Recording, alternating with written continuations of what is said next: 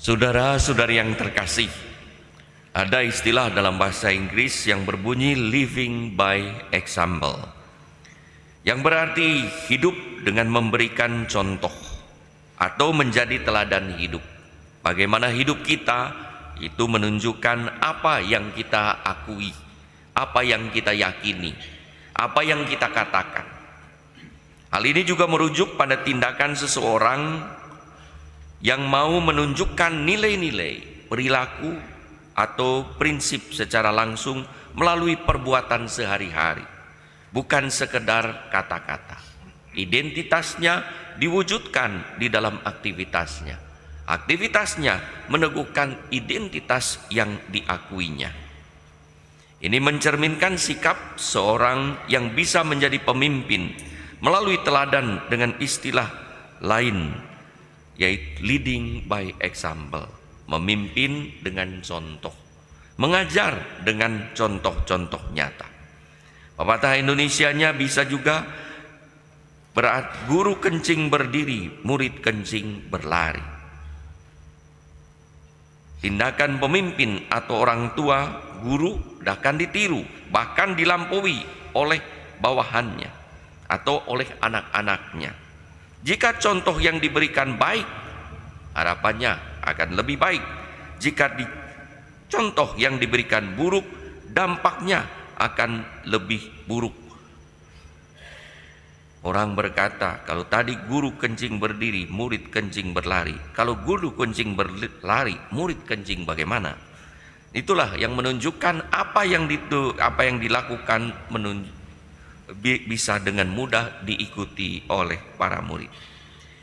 Ajaran Ki Hajar Dewantoro Ingarso Sung Tulado, yang berarti di depan memberi contoh dan teladan dengan menunjukkan integritas yang tinggi sehingga orang lain meniru perilakunya. Itulah yang sebetulnya mau dikatakan oleh Yesus berkaitan dengan iman seseorang akan Allah, berkaitan dengan kepercayaan akan Yesus. Hingga Yesus pun berkata, sesungguhnya barang siapa percaya kepadaku, ia akan melakukan juga pekerjaan-pekerjaan yang aku lakukan, bahkan pekerjaan-pekerjaan yang lebih besar daripada itu. Mengaku dan menjadi Katolik bagus, tapi apa bukti nyata sehari-hari lewat perkataan dan perbuatan serta hidupnya? Apakah hidup, pekerjaan, ajaran Yesus juga hadir dalam hidupnya? Saudara-saudari yang terkasih, seorang wanita, istri dikhianati oleh suaminya, tetapi ia tetap setia melayaninya sebagai rumah tangga, mendidik dan membesarkan anak-anaknya. Ketika sang suami karena perbuatannya sendiri kemudian bangkrut dan melarat, akhirnya diterima pulang juga ke rumahnya. Anak-anaknya protes, tetapi ibunya yang adalah istrinya berkata, ia itu adalah bapakmu, ia itu juga adalah suami saya. Beberapa orang berkata, jangan diterima orang durjana itu. Tetapi ia berkata, bagaimana tidak saya terima? Saya bisa hidup seperti ini pun karena Tuhan Yesus. Dan kini saya pun harus berbuat seperti apa yang Yesus lakukan. Mengampuni siapapun, apalagi mengampuni suami. Demikianlah juga seorang sahabat yang difitnah oleh temannya, tetap membantu sahabatnya ketika susah. Orang pun berkata, kamu bodoh, kenapa orang yang sudah memfitnah dan mengkhianati tetap kamu bantu? Tetapi ia berkata bahwa itulah yang disampaikan oleh Yesus kepada para muridnya, kepada kita semua. Kasihilah musuhmu dan berdoalah bagi mereka yang menganiaya kamu.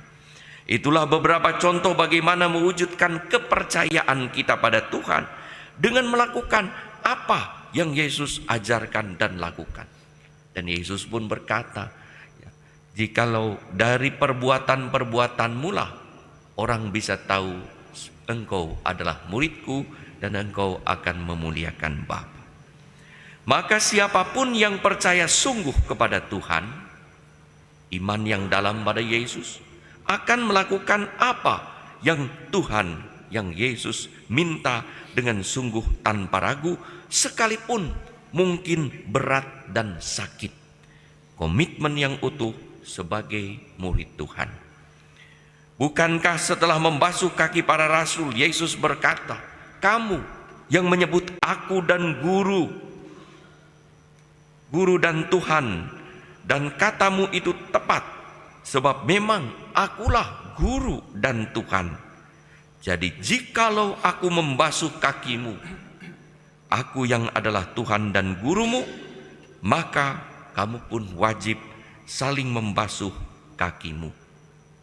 Orang yang sungguh mewujudkan kepercayaannya pada Tuhan tidak akan dipermalukan seperti yang disampaikan oleh Petrus dalam bacaan kedua. Siapa yang percaya kepada Yesus, yang kepada Tuhan, tidak akan dipermalukan. Yang percaya dan melakukan pekerjaan Tuhan tidak akan ditertawakan oleh dunia, sekalipun mungkin dianggap bodoh. Tetapi justru sebagaimana bacaan pertama, ada pribadi-pribadi yang dipenuhi oleh Roh Kudus dan kebijaksanaan, yang menjalankan apa yang Tuhan lakukan hingga pantas untuk dipilih untuk menjadi pelayan-pelayan yang melengkapi dalam kebutuhan gereja pada saat itu, membantu para rasul yang kemudian dalam tradisi gereja dikenal sebagai para diakon. Bahkan Yesus menjamin bahwa mereka yang percaya kepadanya, yang tentu melakukan pekerjaan-pekerjaan, bahkan pekerjaan-pekerjaan yang jauh lebih besar, akan disediakan tempat di rumah Bapa. Bahkan Yesus berkata, "Aku pergi kepada Bapa untuk menyediakan tempat bagimu." Luar biasa, Yesus memberikan jaminan. Saudara-saudari yang terkasih, bacaan-bacaan hari ini kiranya mengajak kita untuk merenungkan diri, iman kita, kepercayaan pada kita, pada Yesus, sambil menguji apakah sungguh perbuatan kita sesuai dengan kepercayaan kita kepada Tuhan. Apakah aktivitas-aktivitas kita sama dengan identitas kita sebagai murid-murid Tuhan, sebagai orang-orang Katolik, para pengikut Kristus. Saat kita mencaci maki, mungkin menjelek-jelekan orang, menfitnah, menipu, mengkhianati, apakah itu sesuai dengan ajaran Tuhan? Apakah aktivitas-aktivitas tersebut bisa dibenarkan bagi seorang yang beridentitas Katolik? Ada banyak contoh syukur kepada Allah dalam kehidupan sehari-hari.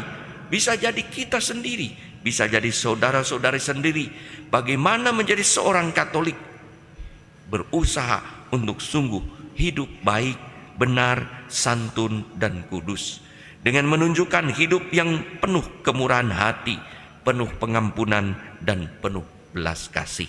Itulah identitas Katolik yang diwujudkan dalam aktivitasnya. Itulah contoh orang-orang Katolik yang mewujudkan kepercayaannya kepada Tuhan.